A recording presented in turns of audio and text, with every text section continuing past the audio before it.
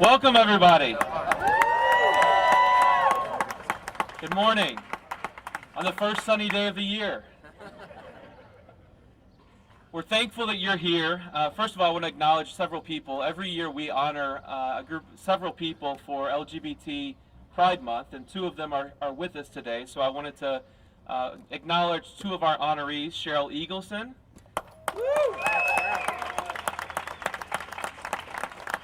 And Melissa Meyer, right here.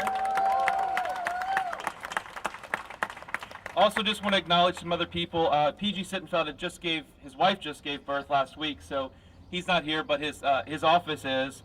Judge Tom Baradon is with us. And these are people that are not speaking. Former Mayor, Congressman, Vice Mayor, and Council Member David Mann. Our LGBT police liaison, Lisa Johnson. And our city manager, I think I saw Patrick Duhaney.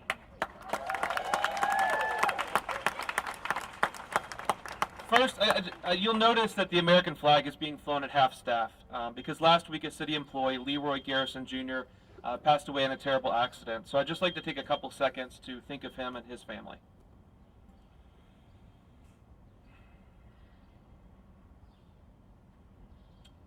All right. Are you all excited to be here? We're here today to make history again. And what a path it took us to get here. Almost 30 years ago, Cincinnati was a very different city. The voters had just overwhelmingly repealed our inclusive human rights ordinance. But they did more than that. They wrote discrimination in our city charter. They specifically said that LGBTQ plus people could not be in any form protected from discrimination. And for over a decade, we lived under Article 12. We lost over $50 million in documented convention business loss, and likely much more. People moved away, and we continued our trend of declining in population. But that changed in 2004, a year when 13 states wrote discrimination into their state constitutions, including Ohio banning marriage equality. But the voters of Cincinnati in that year repealed Article 12, the only winning LGBTQ plus rights initiative in the country that year. And we haven't looked back.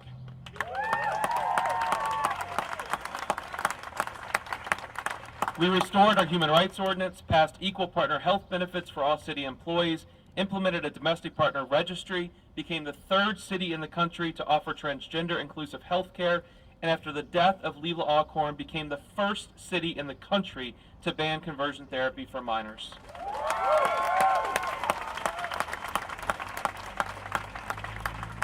We have a full-time police, fire, and mayoral liaison to the LGBT community, and for the first time in the history of the city of Cincinnati today, we will raise the rainbow pride flag.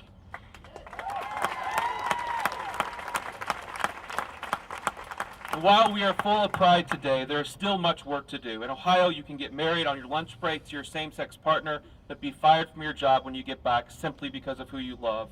The average age of a transgender woman of color is just 35 years, and 40% of transgender Americans attempt suicide in their life. America is not great for many LGBTQ plus families yet, but we are fighters, and the movement towards equality has happened so fast because of all of you. Your courage to come out, be yourself, and celebrate our differences. So today we're going to make history. This weekend we're going to celebrate Pride and how far we've come, and on Monday morning we'll get back to work fighting to make our country one where everyone is valued and treated equally under the law. So thank you all for being here. The next speaker is my colleague, who I was very happy to welcome to City Council in 2017, Tamaya Denard.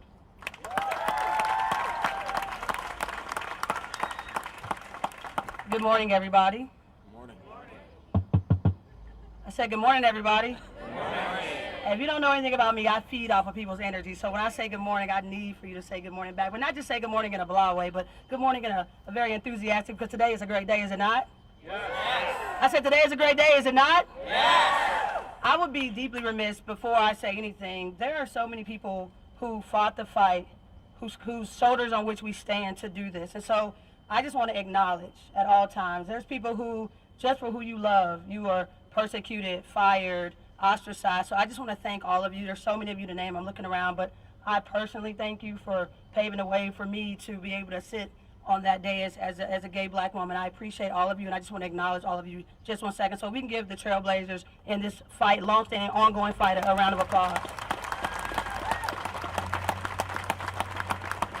We are in this very, very complex space right now. When we start thinking about, social justice, and we start thinking about the struggles and civil rights, and there's a tendency sometimes to, as I say, play the struggle Olympics. My struggle is greater than yours. Whereas we have to understand that the fight for civil rights is the same as the fight that we're all in right now. They're not mutually exclusive. There are people from the outside who will try to tell us because, you're black, your priority should be this fight. Because you're gay, your priority should be this fight. But more than anything else, today is about saying that we are in this fight for civil rights and social justice, and that love is love is love is love. I really appreciate being here. I'm thankful for my colleague, Chris Silbach, who was one of those trailblazers. One of those people who on the campaign trail, they told him, at the time I was on PG's campaign team, and I heard people tell Chris that, it's really cute you're running. You'll get in maybe at some point, but not right now. I would tell him to wait his turn because, but we know for people like us, if we wait our turn, passively, that turn will never come. So I'm excited to be here. This is a great day in Cincinnati. I look forward to meeting all of you who I haven't met. But let's just take a moment and take this in. But I just don't want us to forget who fought this battle before us. Thank y'all for being here. Thank you, Tamaya. And I just want to acknowledge our Clerk of Courts, Aftab Purival, has joined us. So thank you, Aftab. And now we'll hear from the Mayor of the City of Cincinnati, John Cranley. Thank you. Martin Luther King said that the arc of the moral universe is long, but it bends towards justice. And we have had a long journey here in Cincinnati. And I'm proud to have been part of so many folks who have been fighting for decades to reverse wrongs and now make things right. I think about Cheryl, I think about Scott Knox, I think about Gary Wright, and many others who've come before us, Patrick Corbin, and when it was a lot of serious challenges ahead of us with the charter, etc. So I want to acknowledge, as Tamaya and Chris have done, those who have come before us and who have fought for us. Not the least of which, Gregory Boatcamp, who was murdered on New Year's Eve in 2002 because as Chief Stryker certified, and Chief Stryker was a bit old school, and he certified that Gregory was killed because of his sexual orientation. That led to the passage of hate crimes, which then led into the repeal of Article 12 in 2004. And those were big moments for our city. Cincinnati is the only city in Ohio that has a reversal of fortune. Overall, outside of Columbus, which has been growing nonstop for 100 years, most of Ohio has been declining in population and jobs and aging. Only Cincinnati has bucked that trend, having spent decades of decline in population and job loss to now be growing again. And I don't believe it's a coincidence at all. And in fact, I believe it's one of the reasons why we've seen a turnaround in our city, is that around the time that we repealed Article 12 in 2004 was also the time we were finally implementing the recommendations of the collaborative agreement to improve police-community relations and to stand up for constitutional policing and civil rights of our citizens. And while we have been very imperfect, we are intentionally trying to build a more inclusive city. And a whole bunch of folks bled for that and worked for that. And I think that is the turning point when we started growing again, because we explicitly stated that we wanted to welcome everyone to the table and to try to build a bigger table to let more people in. And in the recent years, the last couple of years, where we have expanded employee benefits to transgender city workers. And we have built a more welcoming city for immigrants. We continue to try to build a bigger table, and I believe that is why we are the one city bucking the trend in Ohio and turning around and growing, because we're inviting everyone to the table. And lastly, let me just say it's a great honor of my career to be here as we raise this flag. It would have been unthinkable 20 years ago to do this. And at the end of the day, there are a lot of problems in the world, and life is cruel and short, and there's a lot of pain involved. And it's far too short and painful to keep people from loving each other. So let's stand with pride and celebrate love and raise this flag today. Thank you very much. Thank you, Mayor. Next up, we have my colleague and friend, Councilmember Greg Landsman. Well, good morning. It is a beautiful day, is it not? Yeah. I genuinely believe that we'll all remember this day. We will remember the day the flag went up, and how beautiful it was, and how beautiful the people were, and how wonderful the sentiments were, and just how much work we've done, and how much more work we have to do. I want to just tell a brief story. We all come from somewhere, right? And a young man from Louisville, Kentucky, came to Cincinnati some time ago to attend Xavier University. And when he got there, he realized that there needed to be some change, right? He was a gay man, a gay student, and there wasn't an organization for him or others like him. And so he organized the first ever, as I understand it, group for LGBT students at Xavier University. And then, as he was graduating, he looked out upon the city and realized that there was a ton of work that needed to happen in the city, that there was discrimination in our charter. It was codified in our charter, and he and others organized and worked their tails off and got that eliminated from our charter. And then at some point, he decided Cincinnati needs to have an openly gay person on council. And he ran for city council and became the first openly gay member of city council. And then, as you heard earlier, there were a whole host of changes that needed to be made, whether it was domestic partner benefits, a domestic partner registry, whether it was banning trans conversion therapy, whether it was becoming the first city in the Midwest to provide trans-inclusive medical care for all of our employees, whether it was requiring every contractor, anyone who receives funding, to do the same by their LGBTQ employees, as we do now at City Hall. Obviously, that individual is Councilmember Chris Seelbach.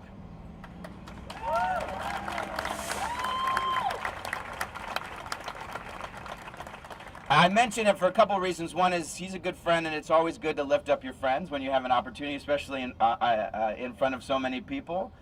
But two, for all of us who want to make a big difference in this world, it's an important story, right? Somebody who comes all the way from another city to transform this one, to make this city not just his own, but to transform it from being a city decades ago, as the mayor said, where this would be unthinkable, to where it was sort of, I can't believe we haven't raised this flag yet because of this person. And of course there were hundreds, if not thousands, of others who were part of that fight, who continue that fight.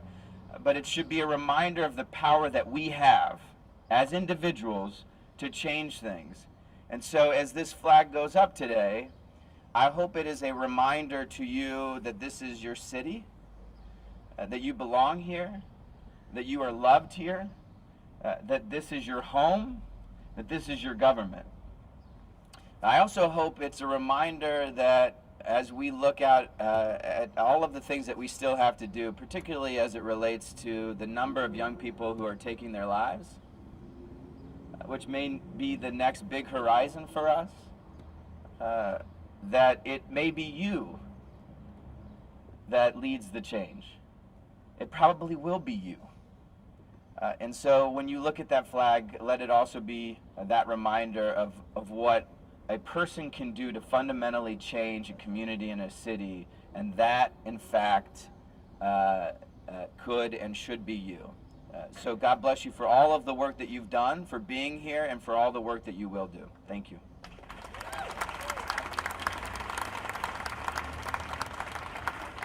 All right, a couple more speakers. Unfortunately, LGBTQ plus equality is still a very partisan issue. Most Democrats support it and most Republicans don't. That's a fact. Fortunately, we have one of the Republicans here with us today that's trying to change that trend. He used to call me his arch nemesis, but Jeff Pastor is a Republican who has always been on the right side of history when it comes to LGBTQ plus rights. He was the only Republican to walk in the Pride Parade in 2017 when we were running for council. So I'm proud today to have my friend Jeff Pastor, a Republican, here to stand with us in the LGBTQ plus community. Good morning. Good morning. Good morning. Keep clapping. Good morning. Keep clapping. Good morning. Good morning. Now, you know it's a great day when this handsome, sexy Republican is amongst all these Democrats. So, you know, I'm excited. I'm not going to be before you long, but I want to say this. It was Barry Goldwater, my hero, who said that the role of any person who believes in limited government and a person who serves the government is to maximize freedom. I don't know how the hell that anybody can stand as a Republican and not vote for things that maximize freedom. Like two consenting adults who pay taxes should be able to live in freedom in the city of Cincinnati. Now, all these folks behind me like to raise taxes. But that's okay. But I'm so proud of the work that Chris Silbach has done, my former arch nemesis, my new best friend. I think it's important work. And I think that it's time for Republicans who don't look as good as me to get on the right side of history. Thank you. Thank you, Jeff. You know, when companies and cities say they value diversity, you have to really value it. Your employees have to look like the community that we represent and serve. So I'm excited now to invite to the speaker the highest-ranking city employee who is openly LGBTQ+, assistant to the city manager, Kelly Carr. Thank you so much. Thank you to the mayor and members of council. On behalf of the city manager's office, it is an honor to present this opportunity to support and celebrate our LGBTQIA community and employees. Personally, as a city employee and a self-identifying member of the LGBTQIA community, this moment is extremely emotional for me, because to see this flag, it means that my employer, the city of Cincinnati, is showing me that they are proud to work with me every day. And that is not just a nod to diversity, that is an effort of inclusion. I would like to thank our city manager, Patrick A. Duhaney,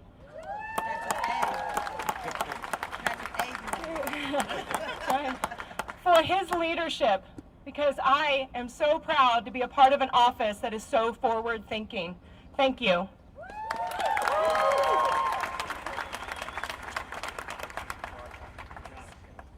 All right, two more speakers. As you all know, this is Pride Weekend in Cincinnati, and so we have Andrew Morano, who is the Vice President of Cincinnati Pride, here with us today to say a few words. How are we doing, Cincinnati? Are we ready for Pride? Cincinnati Pride is honored to be a part of this making huge event in Cincinnati. We look forward to making this a Cincinnati Pride every single year. Thank you to all that were involved in making this possible in the Queen City, and we appreciate you all being here and all of the people that struggled to make us get here. Thank you. And the parade starts at 11 a.m. tomorrow, so hopefully everyone will be down. Okay, last, and I think Greg, you mentioned this, but you know we are getting old, all of us up here, and we need young leaders who are going to take us to the next level. And I met Riggins about a year or so ago, and have been so impressed. I know that Riggins is going to lead this community and this country maybe one day. And so our last speaker, I'm proud to introduce Riggins.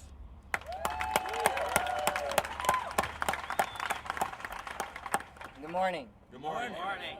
Today is the start of a new beginning. This right here shows me that we are getting our words out there, that people are willing to understand and listen to us. Because of this, I feel safer in my community. Flying this pride flag over City Hall inspires me to do more and be an advocate and help others. I'd also like to thank the City of Cincinnati for being so supportive for the LGBTQ community. Thank you. All right, who's ready to raise the flag? So there's some formal things you have to do. The flag has to go all the way up before it can come down. So it's going to take a little bit of time, but let's raise this flag.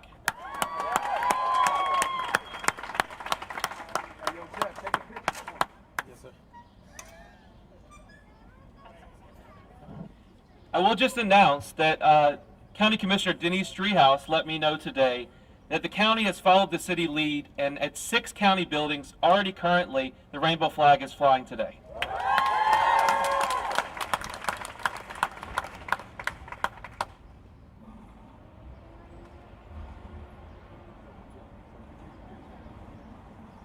He said that he wants you to take a picture. I'm gonna take it with my phone. You gonna send it to? Maybe.